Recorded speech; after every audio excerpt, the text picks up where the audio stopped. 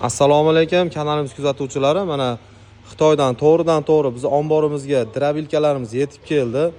Ya'ni bu varianti karabil degan varianti bo'ladi. Mana bunisi seplari ham mana ko'rishinglar mumkin. Qisqacha tushuntirib o'taman. Temirli bo'ladi. Bunkerlari ham uzun bo'ladi. Bu yonidagi kichikroq varianti. Mana tishlarini ham ko'rishinglar mumkin.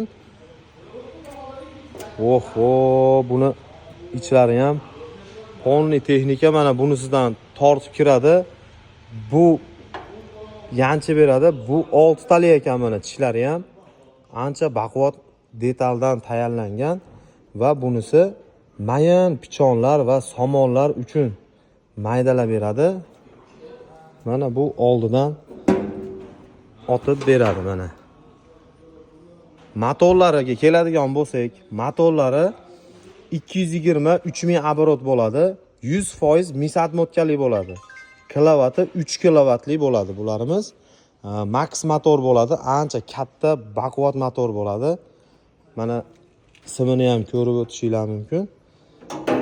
Optimga va xonadonlar uchun, katta chorvasi borlar uchun bemalol pastdagi raqamlarga aloqaga chiqishinglar mumkin.